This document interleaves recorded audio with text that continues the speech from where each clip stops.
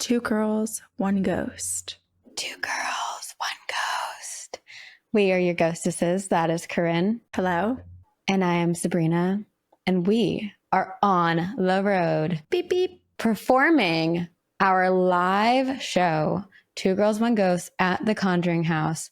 We are in the middle of this now, middle of September, end of September. Where are we? I have no idea. We are in the throes. Surrounded by hauntings and haunted people. And we are consuming ghosts. They are consuming us. Perhaps we are possessed. And we really hope if you have not got your tickets yet, we still have a whole month of shows. We'd love to see you. Our Halloween week is going to be a marathon of shows in some of the most haunted places in the United States. Oh, I can't wait. All of these venues, all of these cities are so haunted, but the fact that on All Hallows Eve we will be in some of the spookiest cities makes me so excited. Yes. And you know what? There's also some hauntings that have been happening around me. When I say around me, I mean some of the people that I've recently been with. Oh. So while we ask that we get to see you all on tour, I'm going to tell you some stories that I collected over this past week. Okay. Starting off with my friend Allison, who has told me many ghost stories. She's the one that lives in Marblehead, but her parents live down in Alabama, and her dad bought, it's sort of like his way into his retirement project. He has this office that he works out of that's like an old garage, and he's been restoring it and converting it. And he's had a lot of paranormal experiences that have happened there. But recently, two things happened. One was that the light switch was being turned on. And let me show you a picture of this light switch, because this is like, it's one of those light switches that's really stuck. Like you really have to use a lot of force to turn this light switch on. Oh. It's like an old, like if you think of like an auto body shop sort of light switch where it's just probably like so much grime and dirt all around it. That is what it looks like. Okay. Okay.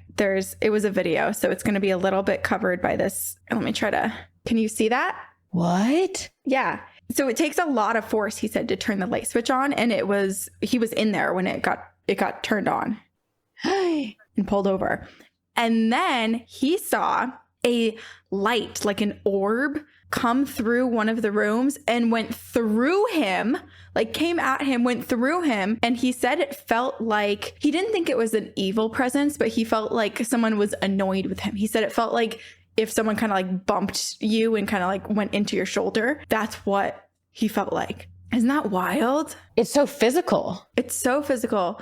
But he, I guess, was theorizing, or at least Allison was telling me that he was theorizing that perhaps it was someone else who previously used that space. I think it might have been an auto body shop or something before then. And this guy is just not, perhaps it's the old owner who doesn't quite understand that it's not his and that it's getting restored. It's not being ruined. Yeah. So yeah, there was a little bit of a warning there. Yeah, like that's like an aggressive, like, get out of my way. Totally. Yeah. And then, okay, so I was just in Portsmouth, New Hampshire, which is where a lot of my family's from. And I was with my grandparents, and I was also with my cousin Lainey. And I have ghost stories from both of them. Lainey hates when paranormal activity happens to her. She's so scared of spirits. And she had a weird thing happen when she was sleeping. She woke up and looked out of the window, and there was this orb that was just kind of staying there, staying in place, kind of just like gently floating in this one spot. Like watching her almost? Yeah. And it looked like it was right beyond, like it was in the neighbor's yard. So she was looking out into her backyard and could see just beyond the fence into her neighbor's yard and saw this orb just kind of chilling there. And then after staring at it for a while, there was a big flash, like someone, she said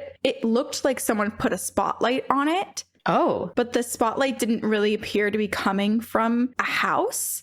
So she wasn't sure what it was, but there was this big flash of light that went on the orb, but then the orb stayed there. So then aliens. Yeah. So then the next day she went to investigate, and she walked the dog over there and was looking all around for anything that could potentially be this light source.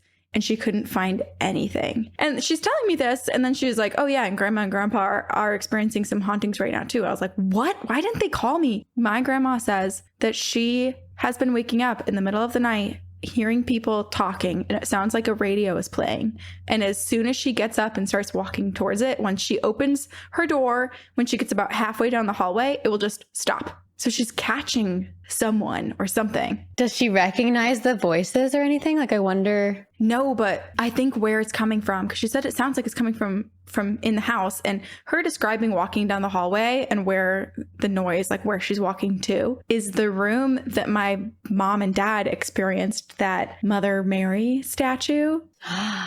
Oh, yeah. Starting to play music. Like this music box that was broken for years, like decades, and it started playing when they were in there. And so there's something in that room, and that is the guest bedroom. And so the next time I have to go there, I'm sleeping in that room. Well, good. You'll be able to update us personally. Yeah. Anywho, ghosts are always present, and they're coming for us. It did sound like you said goats are always present. Goats. Well, it's 2 girls, 1 goat around here. And that's what some people think. Gross. Gross. I do want to talk about this real quick because I feel like you and I have spent a lot of time talking about this, and we've said it out loud on the podcast before. We have committed to practicing and tapping into our abilities. Mm-hmm. And we've done some work on it. And I think we've done a lot of independent study work on it. But I feel like we should start documenting it on the podcast and talking very openly about it, because then not only does it hold us accountable, I think for other people who are on this journey, it will be interesting for people to hear. So, right. Especially because I do think it feels very intimidating to say, I want to be open and I want to be more spiritually in tune in my practices. And then you just see someone suddenly starting to have all these experiences, and you're like, well, how did you get from point A to point B? So I think that's what we're going to start documenting. Here's what I'm doing. And what are your goals? Okay, I have a few. Okay. Here are like 5 things that I'm going to say them out loud because I'm going to hold myself accountable to them. Mm-hmm. 1, at the beginning of the year, we went and met with so many different tarot readers and had our cards done. Pretty much every single time, my spirit guides were like, hey, you can unlock some stuff, but you need to start journaling. And I don't want to journal. And so I haven't. I'm going to. I think the fact that they said it like 5 times. Well, does this count as journaling? I don't know. Because vocalizing, you can journal in the same way. So why don't this could count as journaling if we actively speak about our experiences. I was going to journal about like things that hurt me in my life and then just burn them in a fire. Oh.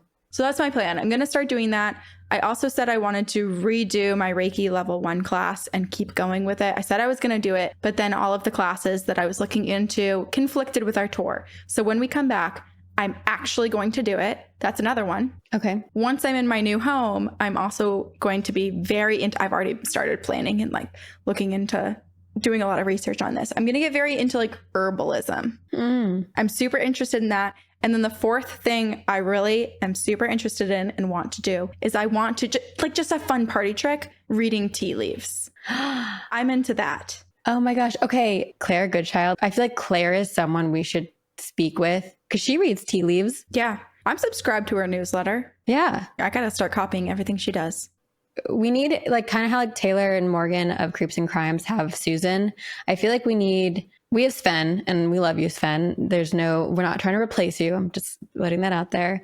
We need to find ourselves like a witch mentor. I feel like we have that through Discord and through our phantoms. We just really need to start utilizing it and being really active participants. Yeah. And I feel like we're also going to get some of that. Like when you were going to postural therapy, you had some of that. I think I'll have a lot of that when I go to do Reiki. Yeah. And I think we just got to find the things that are our things that interest us. So what are your plans, Sabrina? Yeah. Good question. I think so much of my last year has been focused on my mental health and my own emotional healing and getting through my Saturn return, which I really feel like I have come out the other end of, which is awesome. And so with that, I feel like I'm spending a lot more time getting in touch with just grounding myself. I've been going to the ocean. I've been giving my negative energies to the water and cleansing myself. I would love to tap into astral traveling and lucid dreaming. And I would love to be able to communicate with my spirit guides. And I think that is one of the biggest things that I want to get in touch with, because I think once I can do that, the paranormal world opens up.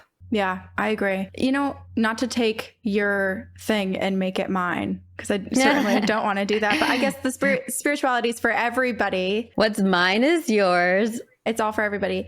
But I feel like you and I should be kind of like Houdini and his wife, where you do practice a lot of the astral projecting with me, and we can confirm whether you're doing it or not.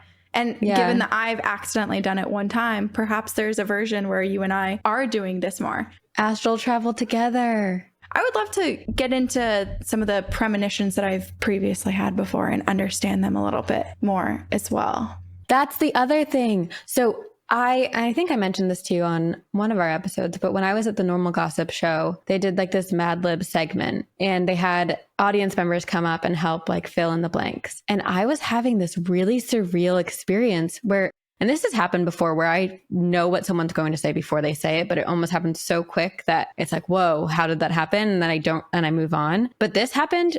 They did 3 Mad Libs with 3 different audience members, and it continuously happened. You just knew. Over and over. I knew what words they were going to say, and they were random. Like one was like gorilla, turtle. Like I'm saying animals, but like it just kept happening. And I was like, okay, one time is weird. Don't you regret not whispering to the person next to you what you thought it was going to be? Because that's what happens to me. I'm like, why didn't I just say it out loud? Because that's what I thought it was going to be. It just happened to me the other day too, where I asked someone a question and then the answer immediately went in my head and I almost said it out loud. Like, would you go here?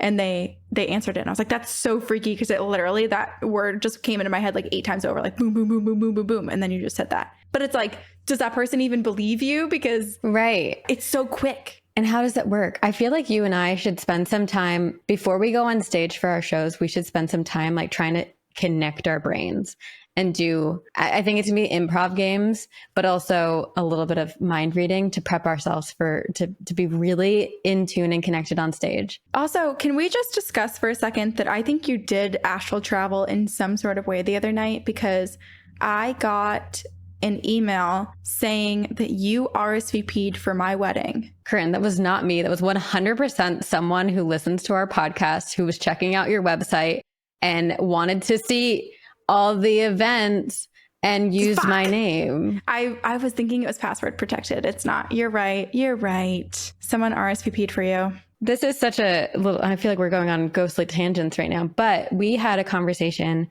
and we are going to be on Lindsay's podcast called The Chilling Podcast. I don't know what date. We'll let you know when it comes out, but we were having a conversation with Lindsay, and Lindsay has psychic medium abilities. And she said that there's a spirit around me named Howard. Yeah, well, we were presuming it was, because she didn't know exactly where it was coming from, but we were guessing. I said it was probably from you, because we've had so many EVPs and spirit activity happen around you in this new place, and even the place that you were in before when we were recording with Sinisterhood. And it was while I was talking. Yeah, while you were telling a story. Exactly. So there's someone there. Hi, Howard. Everyone say hi. Hi, Howard. Everyone say hello to Howard. Hi, Howard. Hi, Howard. Everyone give a wave. Wait. What? Stop. You're scaring me. Why are you looking? Speak now. I'm speaking. Shush. You're not, though. You're going, wait, and your eyes are wide and you're staring at the camera. What's behind me? Nothing's behind you. It sounded like... Do you like how I shushed you? I wasn't even talking at that point either. I was like, you talk. And you were like, I am. I was like, shush. Oh my gosh. I think, okay, so I'll have to re-listen to it. It was maybe an echo in my headphones, but it sounded like your voice saying, hey, Howard, twice. I did say over twice. each other, but at the same time. Each other? Weird. Yeah. Strange. This whole podcast is strange. And we have a strange tale for you this week. I can't wait. Okay.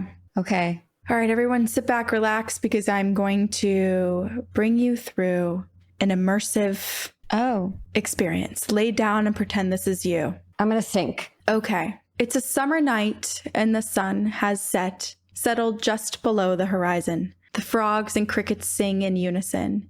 The air is still warm in your lungs. You finish your last sip of herbal tea and decide to slip into bed. The sheets feel cool against your skin. They smell like the outside air, having gently blown in the breeze earlier that day. Today was a good day. and sleep will find you soon. You can't remember when you fell asleep, but you just know that now it is much later. Your room completely dark, illuminated only slightly by splinters of moonlight reaching through your blinds. You attempt to turn onto your side, but you can't. You're stuck. You try to move your finger, but your body won't listen. You're paralyzed, and suddenly you become aware of what may have woken you. Something is in the house. This started so peaceful. I know, sorry. That's always how it starts. I feel like this is your version of sleep meditations where it's like drifting off to sleep. And then all of a sudden you're paralyzed. And now you can't wake up.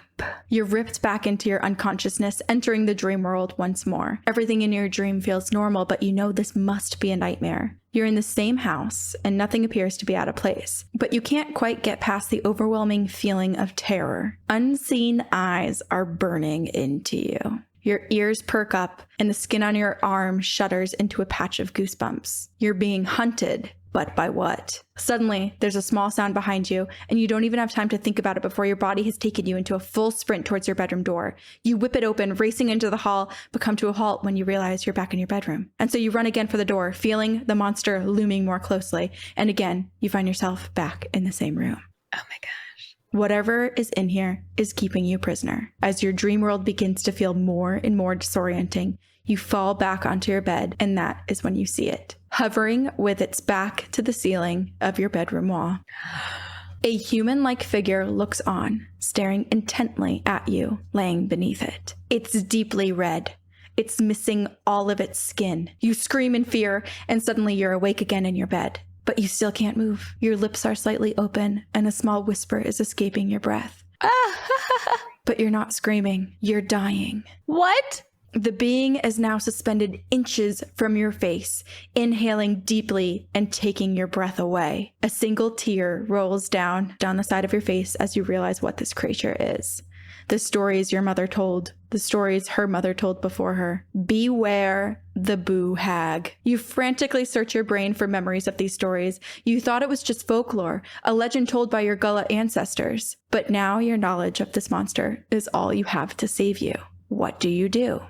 First step, survive tonight. The Boo Hag relies on stealing your energy to keep it alive. It will try to take your breath away from you, to render you unconscious, to send you back into the dream world. And if you comply, you may just stay alive. It will view you as a resource, and one that it will want to keep alive to come back to breathe from again. Should you choose to fight, it may view you as something else, a threat. The Boo Hag, in its bloody red nakedness, has no skin, but you do. Ah!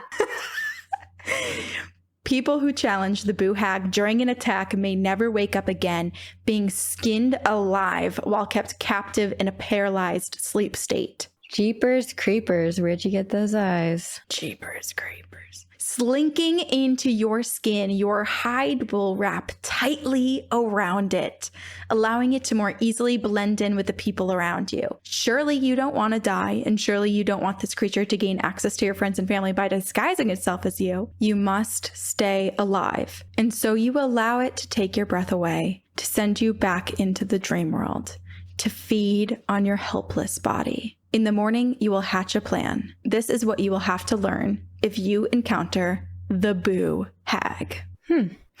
Okay, because so we have talked about the Boo Hag just in passing before. We've never done a full episode. Yes. And hags. And hags. And I was not, maybe I was under the impression of old hag because the visuals that you gave me, the story you just really kindly painted and walked us through, immersed us into, as you will, is more terrifying than any other version. Yeah. So the old hag that we've talked about before is when people experience sleep paralysis. It's a sleep paralysis demon that crouches. Usually it's depicted as something that crouches on your chest and is just kind of like sitting on top of you, all crouched down and creepy like. But the Boo Hag is specifically from the Gullah people. So I'll tell you a little bit about how this came about, and then we'll learn what to do to save yourself. Okay. If you ever find yourself victim. Oh, so you can. You can. Okay. This kind of reminds me of the back rooms, the way you were talking about, like continuously showing, like ending up back in your room, and like the only way to is like submit. Yeah. So that was some creative liberty on my part, because basically what was said was you'll just have really weird, disorienting dreams. And so in my mind, I pictured that being very disorienting to like constantly run away and find yourself at the beginning of the room again. Okay. So it could be different for everyone. It could be different for everyone. I assume if it happens to me, that's what I will experience. Gotcha. So the Gullah people are descendants of the enslaved Africans from several tribes from West and Central Africa. These people were kidnapped and enslaved, brought to America, and forced to work on the coastal plantations in North Carolina, South Carolina, Georgia, and Florida. And a few years ago, 3 years ago, I was in Charleston, South Carolina, and I attended a talk from a woman who descended. She was a Gullah. She descended from people who were slaves in the area. And she told, Marissa was on the tour with me and on this trip, she told us some really interesting information. And the seacoast of the South has many diverging waterways and islands, which made it very difficult for people to travel from these coastal lands and islands to the mainland. And as a result, people very rarely left. And so instead, these various African groups blended their languages together with English, creating this very unique dialect and this very unique culture, because they also blended their arts, their crafts, their folklore, etc., all together. And that is now who we see as the Gullah people, who still, many of them and their descendants still live in the area. Gotcha. So she told us this information.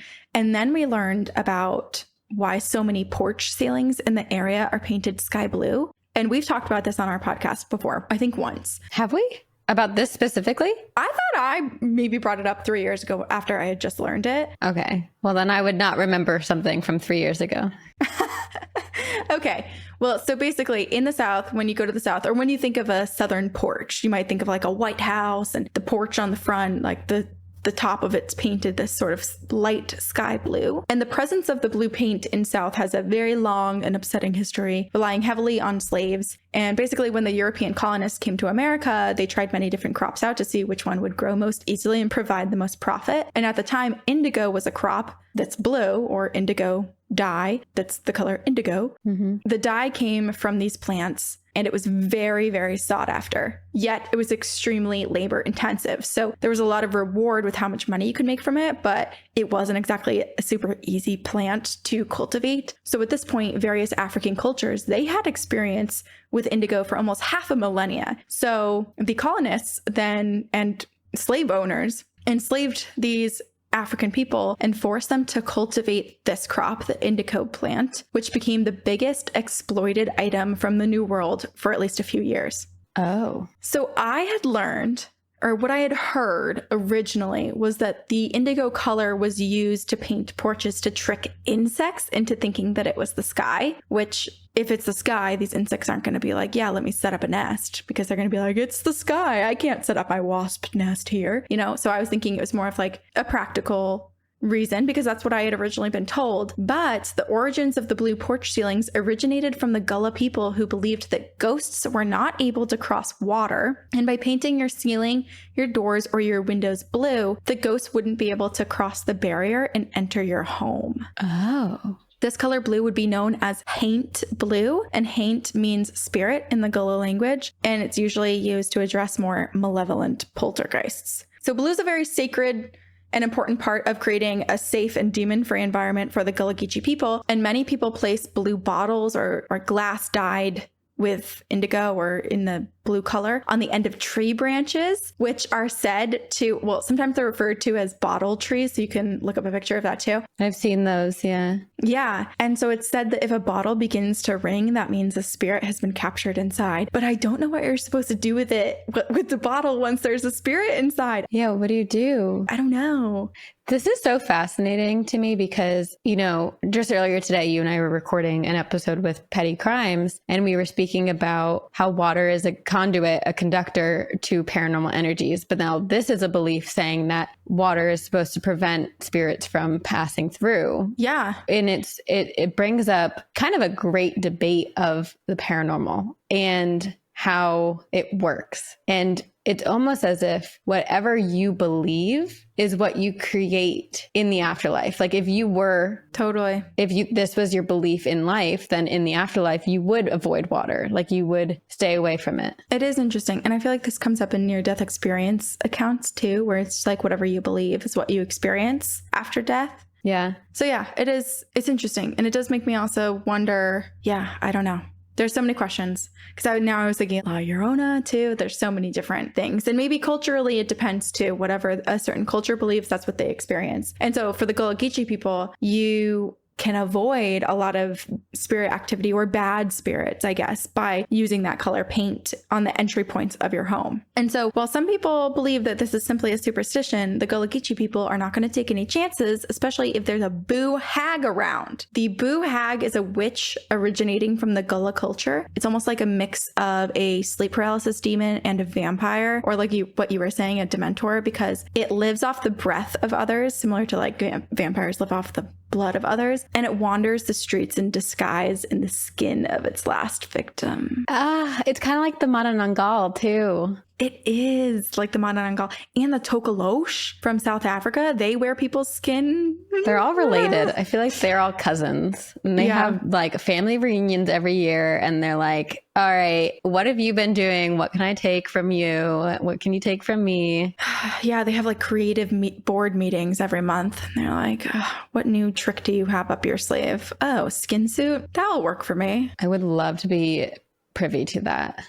I'm picturing the scene in The Witches where they're in the hotel having their witch conference. Oh, yes. Oh, God, I loved that movie. So scary. But Octavia Spencer was amazing. So was everyone in it. Yeah. In Gullah Geechee culture, they believe that people have both a spirit and a soul. And once you die, your soul ascends to heaven or hell, wherever respectively like you belong. And your spirit stays behind to help your descendants. Oh, that's really beautiful. So similar to like how what you were saying, where like when you like pray or have wishes for the universe, you call upon your ancestors. They believe the spirit of their ancestors are still there to help them. But those who lived evil lives, those spirits that still do not stay as an ancestral guide, but rather they mutate into a Boo Hag. So it's kind of like shadow people. Yeah, similar. There's so many different examples too of like some of the creatures whose names we're not supposed to say out loud. You know, there's a lot of theories that are similar in terms of how spirits are created. Yeah. Even the Bell Witch. It was one of the earliest episodes that we had, and I still go back to that story all the time, where it's just like there was the bad part of this woman splintered off and created this horrible entity. And it sounds like Boo Hags are similar. Like the evil that was once part of someone, if there was so much evil, they morph into a Boo Hag. Takes on its own form. Mm-hmm. So hags in other cultures have other variations and various legends behind them, but a lot of them have morphed over time, including the Boo Hag as it's gained traction. So some say this is a vengeful spirit of a woman who died during childbirth and was mistreated. Other people say that this is a spirit conjured by people practicing dark magic. Some people believe it's a woman who was so obsessed with her appearance that she made a pact with the devil for eternal youth. And some say it's the spirit of a woman who was murdered and left in a swamp to rot. And then some believe that it's the bad part of you splintering off or staying if you are an evil person. So what creates a Boo Hag is all over the place. Can we unpack the woman making a deal with the devil for eternal youth? Because she got the bad end of the deal, if that is what it was. She shows up skinned and red and fleshy and raw, looking for her. Well, it was basically, so I left out part of it. It was that she made a pact with the devil for eternal youth in exchange for her baby. So she like gave birth and basically like killed the child for the devil. And then because she did this evil thing, she was essentially tricked by the devil to gain this little innocent baby's life. And then she was basically punished by like an eternal life of being hideous and grotesque, and became this evil thing, searching for a skin suit that would make her feel human again. Good old skin suit. Not great. But I believe the main thing with the Gullah Geechee people, although there's so many variations of hags and Boo Hags, I think that what I was reading was that it is this person whose spirit, someone who's evil, whose spirit has remained and morphed into this creature. Gotcha. Gotcha. Similar to a doppelganger or a flesh pedestrian, the Boo Hag is thought to be a master of disguise when wearing its skin suit. Without the suit, the Boo Hag is a skinless creature with red muscles, blue veins, eyes that reflect like cats, and sometimes flowing white hair. I'm picturing like Gullah, like piecey, stringy hair. Ugh. Yeah, I was reading too that part of the legend might have been from the observation that when people die, hair continues to grow for a little bit and continues to be generated. So that was potentially something that contributed to that part of the legend. Gotcha. It operates mostly at night, though during the day it is still active, often milling about, walking around the streets, interacting with others, even hanging out with your friends, your family, your lovers, in the comfort of its skin suit disguise.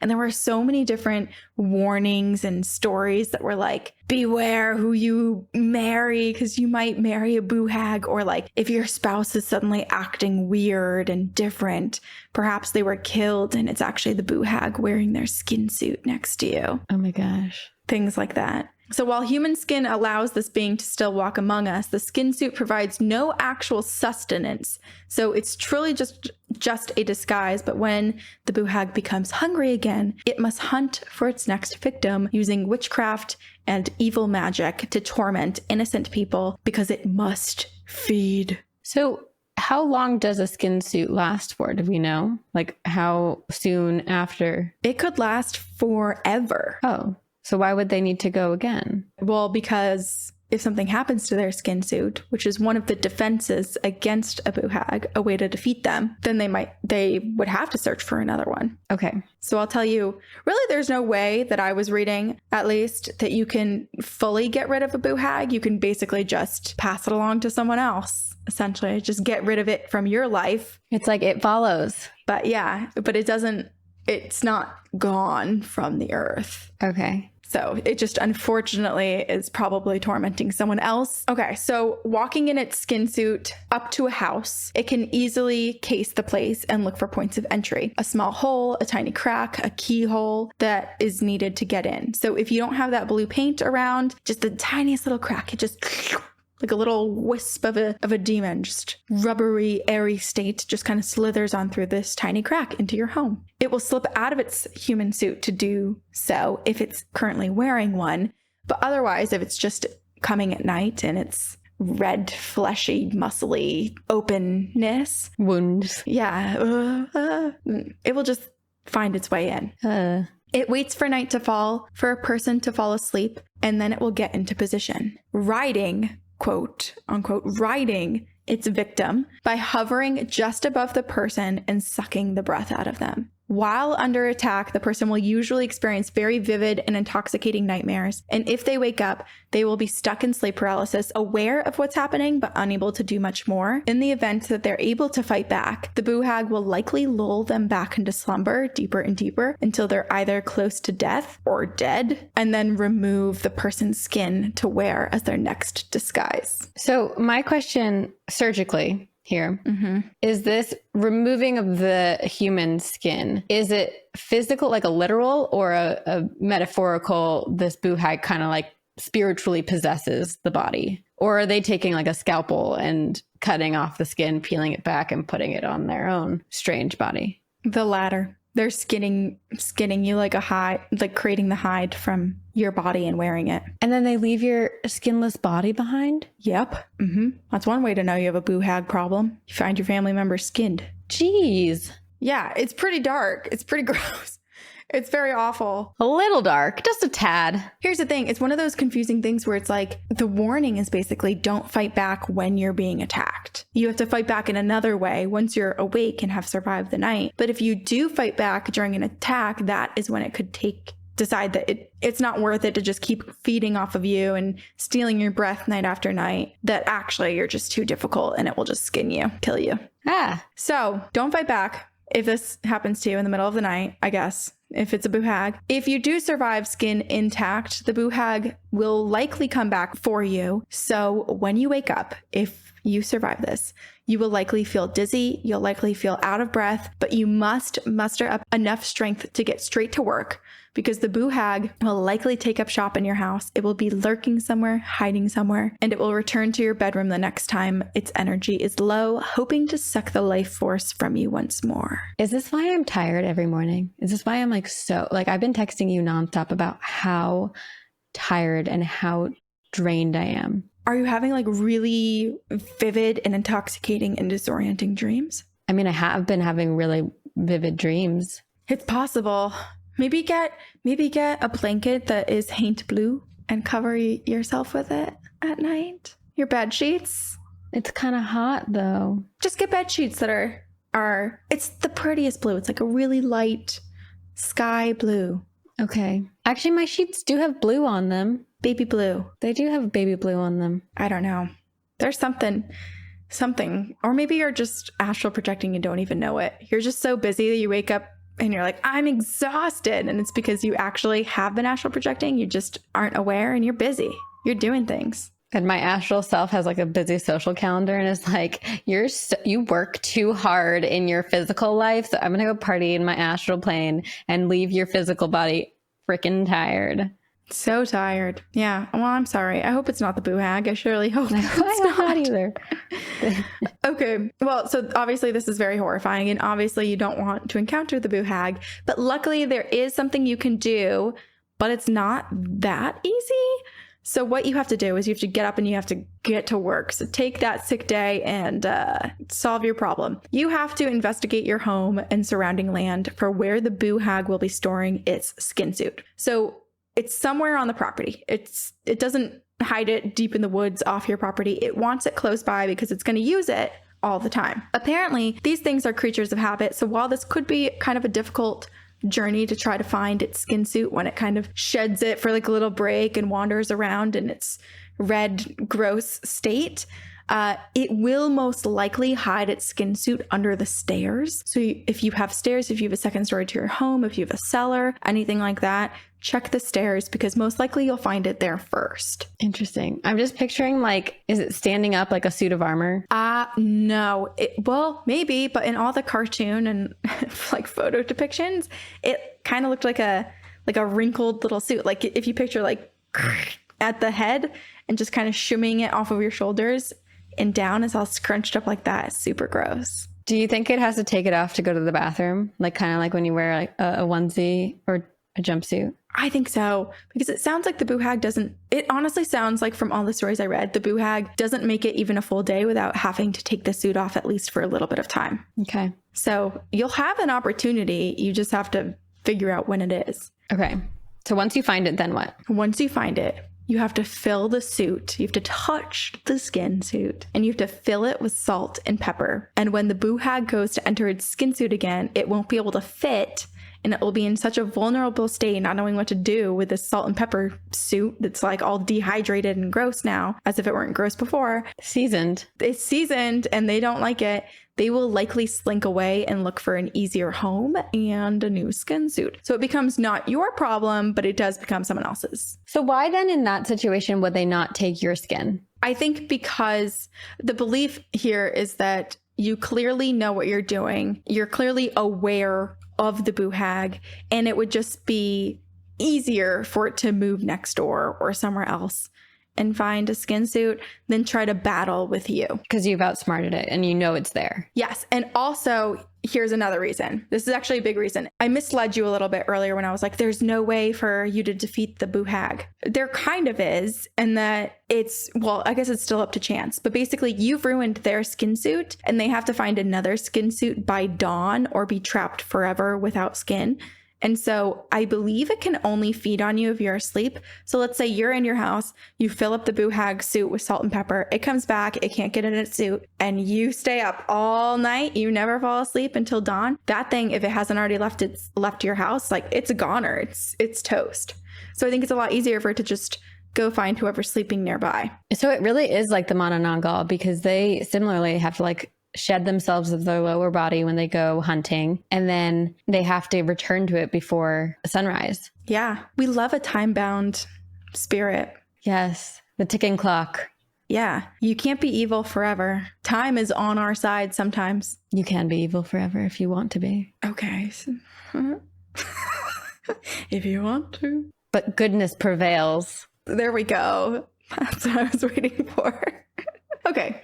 So also what I found interesting is that there's often a song or a jingle that goes along with the Boo Hag trying to get back in their suit. There's so many different variations, but one of them that I read online was, I done been out and had my fun, but I'm back now and my work's all done. So let me in, skin, for the sun's about to crest. You knows I'm a Boo Hag and I needs my rest. I'm obsessed. There's so many fun ones. And I love to think that they're just like singing to their skin suit that's like, you know, in Hocus Pocus, like book, and like book comes alive. That's what I picture, like the skin suit just kind of rising above them and eventually just locking into place. Will you sing it one more time? Okay. I done been out and had some fun, but I'm back now and my work's all done. So let me in, skin, for the sun's about to crest. You knows I'm a Boo Hag and I needs my rest.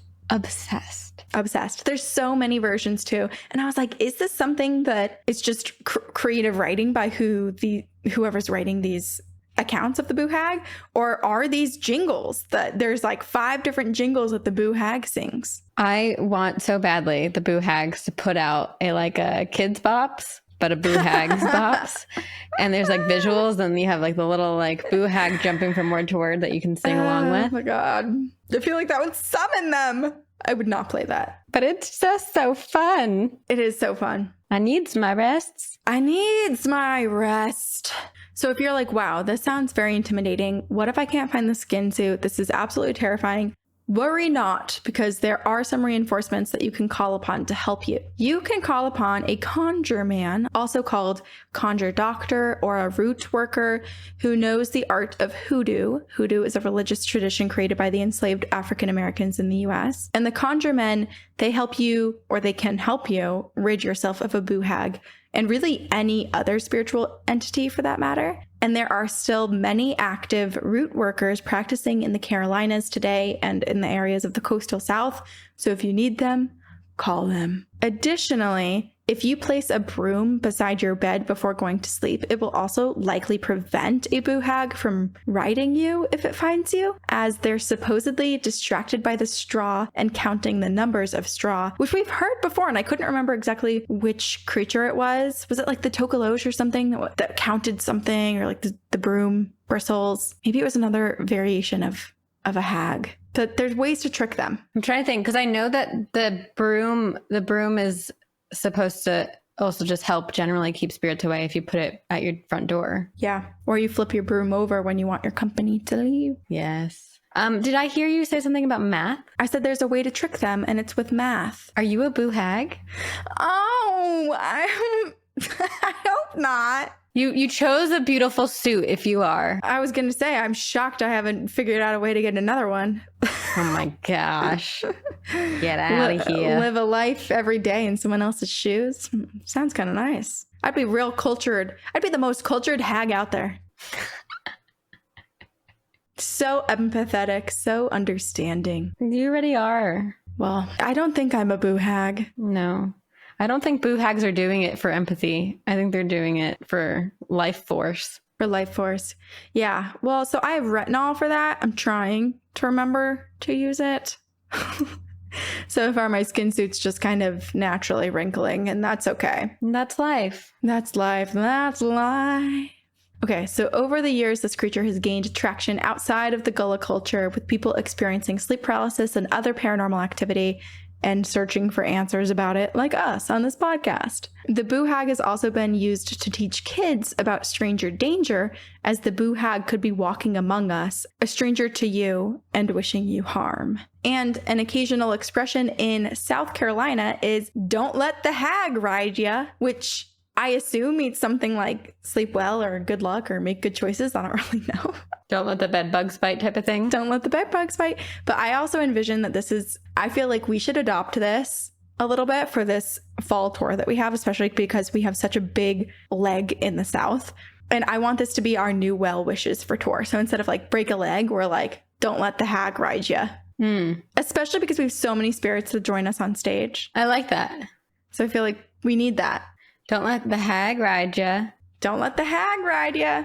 It just sounds so incubus and succubus, like the way, I don't know. I know, because they're using the word ride and we associate that with sexual acts. Taking you for a wild ride. Yeah. Yeah. But it really does. I mean, it hovers above you. It doesn't physically touch you from what I've read, but it sucks your life force from you. It does suck your soul away. All right. Well, so that's the story, or rather warning, about the Boo Hag, an entity who's out there, who's lurking, waiting for its perfect disguise. And your skin is looking awfully warm and cozy. So don't let the hag ride you. So basically, you're advising all of us to not use retinol, to let your skin wrinkle, and don't take care of your skin so that the Boo Hag is not attracted to yours. I guess. Although, honestly, I don't think it's too picky. I think if you have skin, it wants it. So we're all doomed. We're all doomed.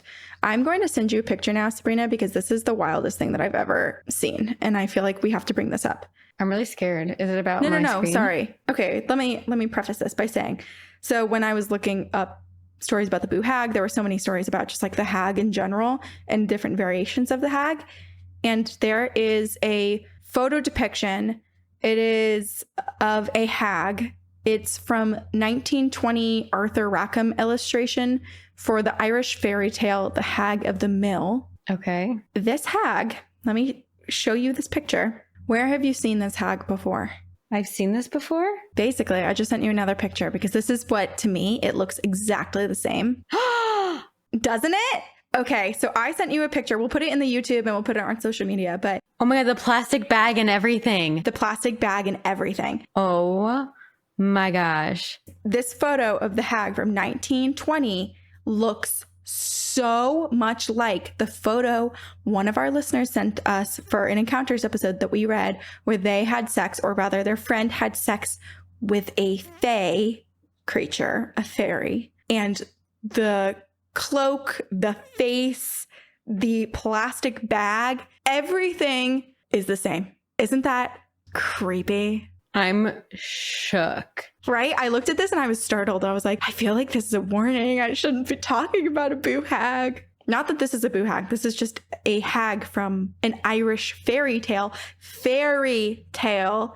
Sex with a fairy. It's interesting, right? Because like the way that this listener told the story, like it was this stunning woman in the water with them. And then the next morning, if we're saying and speaking in Boo Hag terms, it almost wore its skin at night and then stripped itself of it during the day, which is backwards. Yeah, it's freaky. I mean, here's the thing. Hags, whether they're fairies or demons or sleep paralysis creatures and entities, like they're scary. And so to experience sleep paralysis, to experience the threat of your life force being taken from you, to experience being tricked by someone who you thought was one way and is actually another in disguise, you know, it's all a warning for us to try to stay safe. And I just felt like this was so freaky. The paranormal world just continues to freak me out. And there is so much we just don't have any knowledge of. Mm-hmm. And we don't know what's lurking, because there could be a whole lot that we have. Well, we don't see half the things, more than half the things. We don't know what we don't know. So we don't know what we don't see. We don't know what we don't hear. We don't know what is around us. We just know that you should not let the hag ride you. Try not to. Not that, like, who has that much control to stop it? I don't know, but I feel like we need to adopt, I think it's like Kim Kardashian, who in her home, there are no switches or outlets or anything on the walls. How? Did she? Oh, please don't tell me she has like a clap on light. I think it's all controlled by like an app or something. I don't know. I was like, oh my God, she fell victim to the infomercials 20 years ago where you clap your lights on. But no, now I'm picturing like just caulking every hole and gap and only doing like key fobs to get into anything. Yeah, no keyholes. That was so freaky. No keyholes. Wow.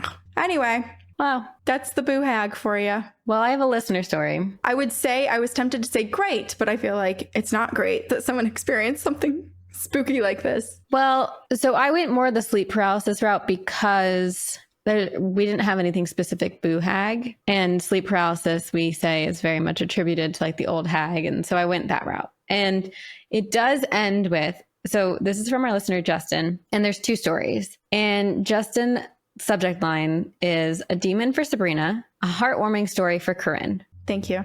And then potential answers to episode 207, which I don't know what episode that is. Hi, ghouls, cats, and ghosts. My name is Justin, and I started TGOG from episode 1 in May of 2023, and I'm almost caught up. Needless to say, I love the podcast, especially the precast banter, because y'all are funny as hell. Y'all have been keeping me sane during the insanely hot summer we are having in Texas. This email is a little long, but I promise it is so worth it. I was just listening to episode 207 while sitting at work, and y'all had so many science questions, so I thought it was finally time to send this email. I am an astrophysicist and a statistics PhD student here in Texas, and would love to talk about where elements come from and how we use elements and whether the number of atoms on Earth stays constant or changes. There are questions that a lot of people in my profession scoff at, but these are important questions that keep us grounded. If y'all want to reach out to me, I would be more than happy to type or talk about these things with you because I love talking to people about science and ghosts.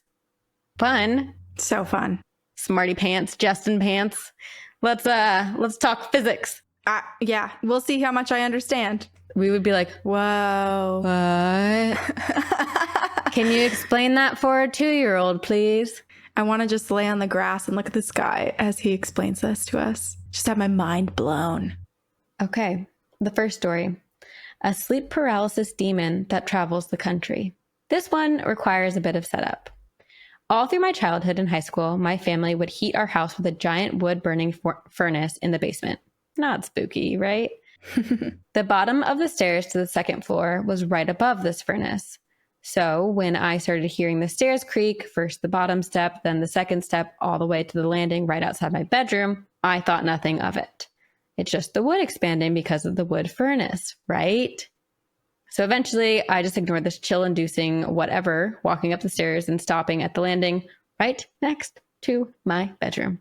Shortly after this started, I started waking up in the middle of the night, completely unable to move. And standing in the corner of my bedroom would be this 7-foot-tall, 4-foot-wide black hooded figure that would just stand there facing me. Ugh. Imagine the Mountain from Game of Thrones, as if he had put on a Dementor costume. Fucking terrifying. Jeez. This went on for years until one night, probably when I was about 16 or 17, I heard my bed creak while I was sleeping. I wake up completely paralyzed once again, and I see that the figure has moved to the foot of my bed. Night after night, this thing would slowly rotate itself over me and float above me while pressing me into my bed until one night I couldn't breathe from the weight of it on top of me. Oh, gosh. I had enough at this point, and even though I hadn't been to church since I was about 12, I went straight to the rectory at my old church and told the priest everything. He and I still saw each other around town, and he was a wonderful human being, so I figured I could trust him with this. He gave me a bottle of holy water that he blessed that morning and told me to just keep it near my bed for a few nights to see if anything changed. Well, I have never had sleep paralysis ever again. Ever. But it's not over yet. I then went to see Father Albert on a Wednesday. And that Saturday, my cousin called me from San Diego, California, and he told me that on Wednesday night, the same day that I had seen Father Albert, my cousin woke up to see a giant black mass with glowing red eyes standing in his doorway. What the hell? They stared at each other for what felt like hours before the figure turned and walked down the hallway toward the stairs. My cousin heard this thing walk down the stairs and heard what sounded like muffled glass breaking and scratching on the walls. Somehow my cousin was able to just go back to sleep despite being deep in his sleep paralysis hell. And when he woke up in the morning... Jeez. This is crazy. Okay. And when he woke up in the morning, every picture in the house was placed face down on the floor or turned to face the wall. Ew. And all of the crosses were hanging upside down. Nope. This is when you know it's demonic. At this point, I am hyperventilating because I am certain I sent this thing to him. Mind you, I was living in Pittsburgh, Pennsylvania at this point, so this thing blipped itself thousands of miles across the country to fuck with my cousin. I felt especially bad about this because the one picture that was broken only had broken glass where my cousin was standing in the picture. What? Gosh, wait, isn't this like is this in Paranormal Activity where there's something similar where it's like, I think Conjuring 2? was it Conjuring 2? Enfield Poltergeist, I think. Where there's a photo manipulated of someone where it's like either their face is scratched out or like burned or cut out or lined through it. But yeah, ugh, gross. Thankfully, my aunt was on board with this thing being a demon, and I don't know what she did to get rid of it, but they are strong in their Christian faith, so I assume they prayed this thing back to hell and have never seen it again. I have no explanation for this other than a demon wanted to possess me or my cousin, or maybe it's been haunting my family for generations and only us two are sensitive enough to see it. I don't know, man, but I am glad neither of us have ever had to deal with it again. Okay, a heartwarming encounter. This is from my brother. Trigger warning, this does involve the death of a family member and describing a car accident. When I was 14, my brother passed away in a terrible freak car accident. Oh, how awful. He was driving with a friend to the reception of his best friend's wedding when something in the road made his tires lose traction and his car started flipping down the road. We only know these details because there were more of our friends in cars right behind my brother when it happened. Tragically, my brother was trapped in the car and crushed, and his other friend, on the other hand, was not wearing his seatbelt and was thrown from the car. But his friend walked away with only scratches and a few bruises. This is not an anti-seatbelt story. Wear your damn seatbelts, people, and drive safe, especially in Texas, because y'all drive like maniacs. Anyway, my cousin and I, the same cousin from the previous story, were driving to see one of his friends from high school. At the time, I drove almost the same exact car that my brother was driving when he passed away. His was a Pontiac Firebird, and I drove a 2001 Camaro, almost identical body types. So my cousin and I were driving and we were talking about my brother Jason. My cousin suddenly got really quiet and was hovering his hand by the armrest between us. He said, "Do you feel how cold it is right here?" I reached down to where his hand was and it was ice cold. This was the middle of the summer and I had my AC off because it was nighttime and there was no reason it should have been this cold. Right as I felt this cold spot, both of us felt knees in the back of our seats as if someone really tall suddenly sat down in the very small space in the backseat of the car. My brother was 6'3" and would have had to push his knees into the back seats to sit comfortably. Both of us just started crying because we knew my brother was in the car with us trying to comfort us. He was the type of person in life, and I know that he continues to be that type of person in death. So those are my stories, and I would love to hear what y'all think about the demon thing. Fuck that thing. That's what I think. LOL. Stay spooky, gals. I hope to see you on the other side. I hope to see you before then, but if not, I'll see you on the other side. Justin. Wow. Oh, man. I mean, the sleep paralysis demon thing, like, it was surely that, right? Yeah, like, there's no other, absolutely. what other explanation? Especially because here's what I hate. I hate that this thing crossed from being what could have been thought to be a sleep paralysis demon, especially because it was like inching closer. He felt like he was like this thing was on his chest. Like it's the classic old hag sleep paralysis demon where it's suffocating you. You can't breathe. You're trapped. You can't move, but you're aware of what's around you. You see this thing lurking. But I hate that it moved from sleep paralysis to the real world isn't the right word because it's still the real world, but like, yeah, it manipulated everything in the house. Like everything was affected, and it was a clear sign throughout all of the rooms that, yeah, this thing was powerful. This thing wished them harm. It had nefarious intent, and it was evil. Here's my biggest thing with this is this demon clearly invested a lot of time and effort into haunting Justin to the point where, you know, it first was creaking up the stairs. And then it was slowly in the corner of the room and slowly at the foot of the bed, slowly rotating around closer and closer and closer, pushing down more pressure, more pressure. It took so much time and energy into like possessing, if that's what it was after, Justin. And Justin, just in time, went to the priest and got this holy water. And this demon blew a freaking fuse. It was so furious that it just threw all strategy out the frickin' window. Forget taking your time. Forget forget it. He was like, how dare you? I'm going to burst at the seams. Literally go say hi to your cousin. And to be honest, he could have started haunting the cousin in this slow way. But because he went full out and was like, let me flip all your crosses.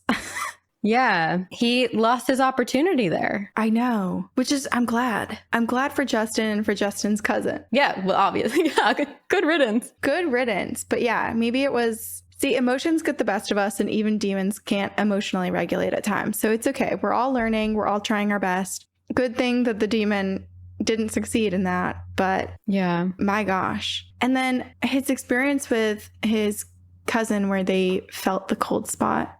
I know. Near the armrest. I am sorry for your loss, Justin. That's so, I know. I can't even, how devastating and tragic, but it is really, really nice. And especially that they both, like, in that moment, they felt the knees. They almost didn't need to say anything. They knew it was Justin's brother. Right. Oh, and the cold spot in the middle too, just like by the armrest too, makes me feel like he was sitting back there, you know, the knees pressed into both of the seats, and was just kind of like leaning forward to be a part of everything, to be right there with them, which is so sweet.